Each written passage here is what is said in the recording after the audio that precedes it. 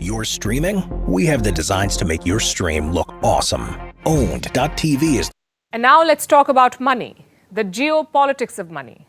Every day we tell you about global trends, about economies under pressure, currencies going up and down. Today we want to discuss how the world economy functions.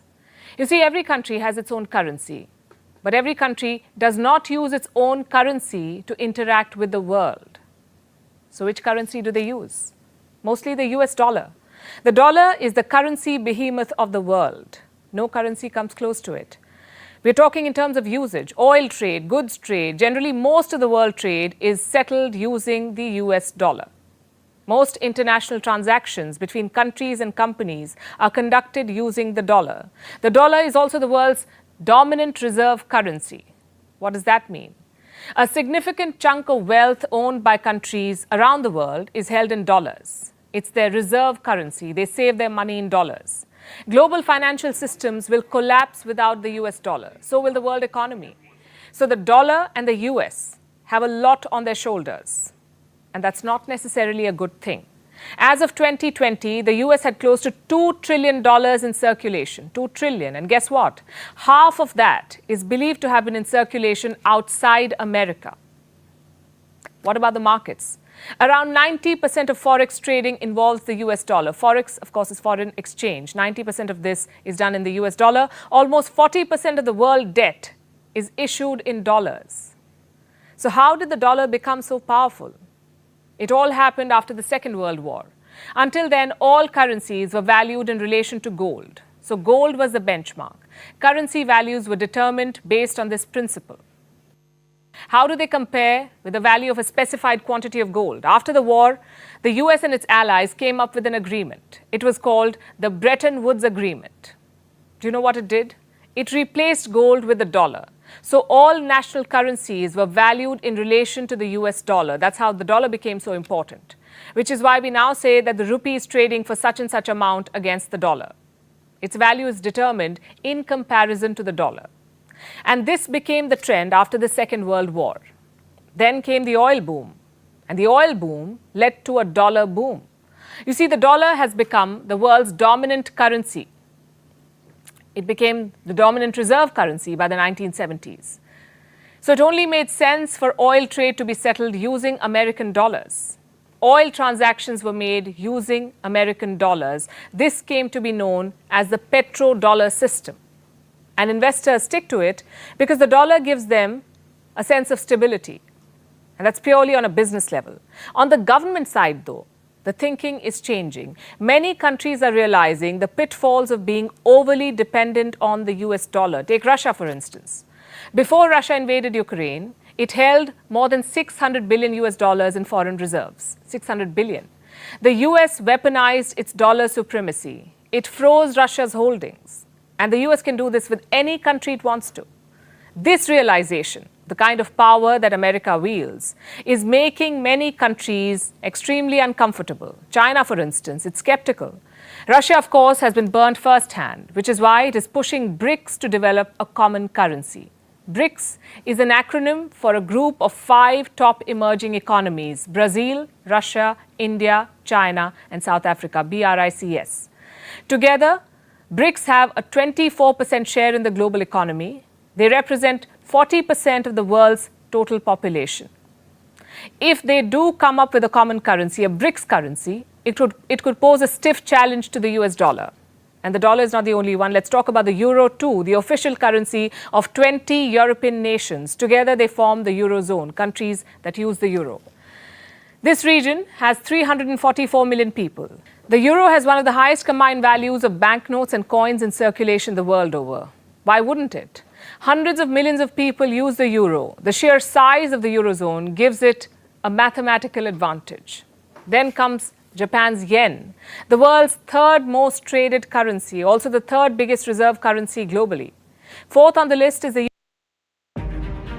Money doesn't grow on trees. It grows with Microsoft.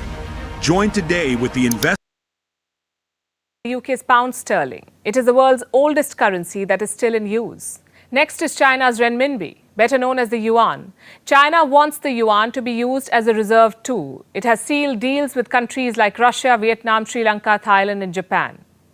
What do these agreements do? They allow for trade to be settled directly in the yuan. So China has pushed the US dollar out of the equation. At least with these countries, it is trading directly in the yuan.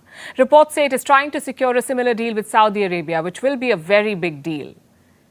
China, you see, is an oil guzzler. It buys a lot of its oil from Saudi Arabia. Saudi Arabia makes up for 18% of China's total crude oil purchases.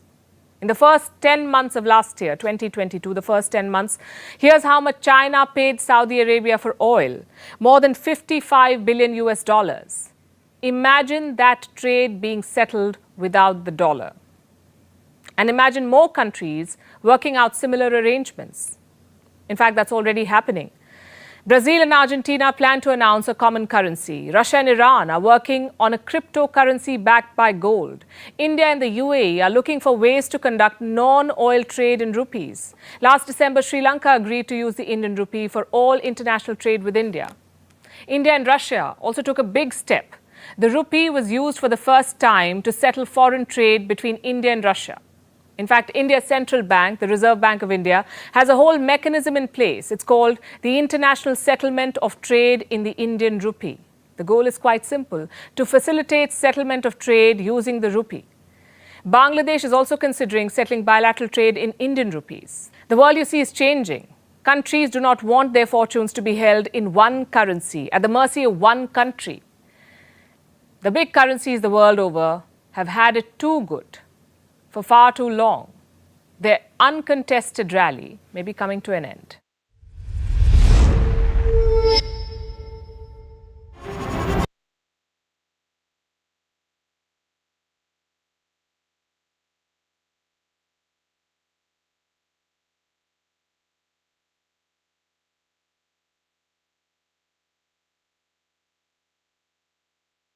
There's bad news for the United States in West Asia, or should I say, more bad news. This time, courtesy the United Arab Emirates. Here's what they've done. The UAE has pulled back from a US-led maritime coalition. It's called the CMF, or the Combined Maritime Forces. Some background first.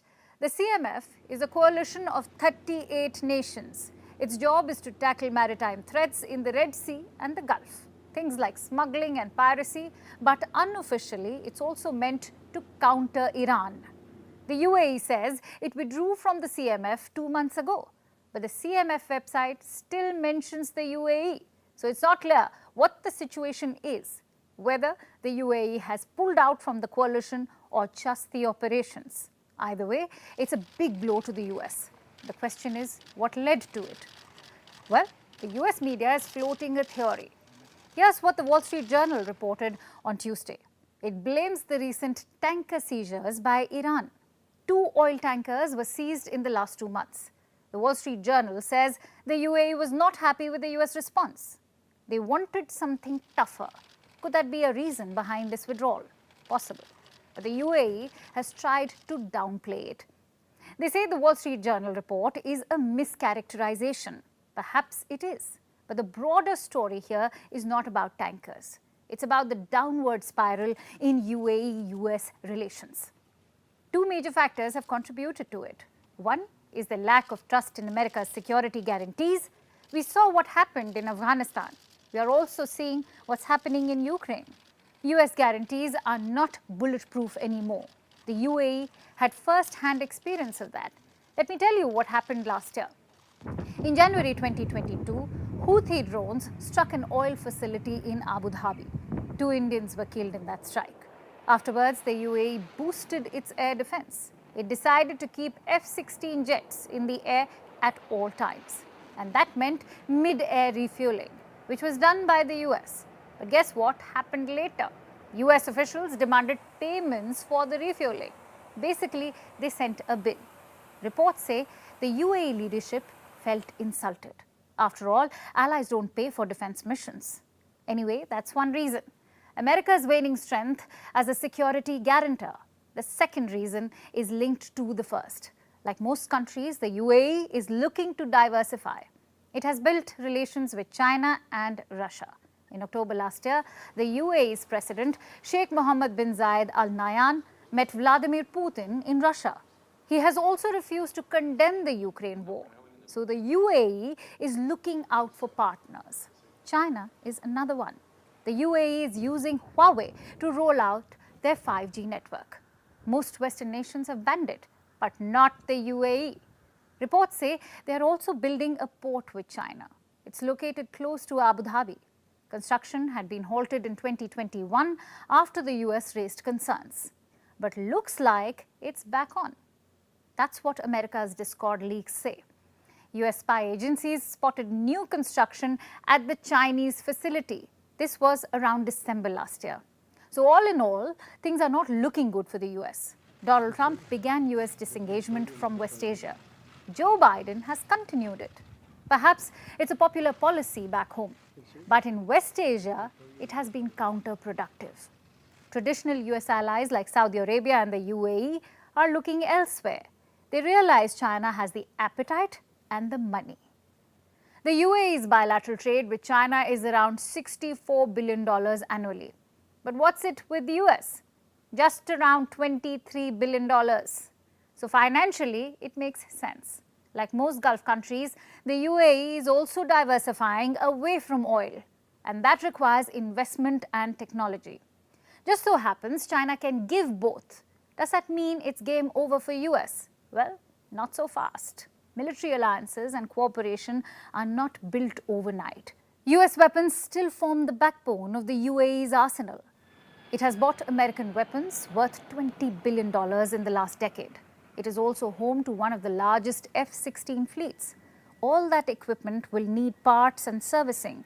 So this is not a relationship that can be discarded overnight, but it's a trajectory that will worry Washington. Like all relations, diplomatic ones don't disappear overnight. They die by 1,000 cuts. The UAE's most recent move is one such cut. But US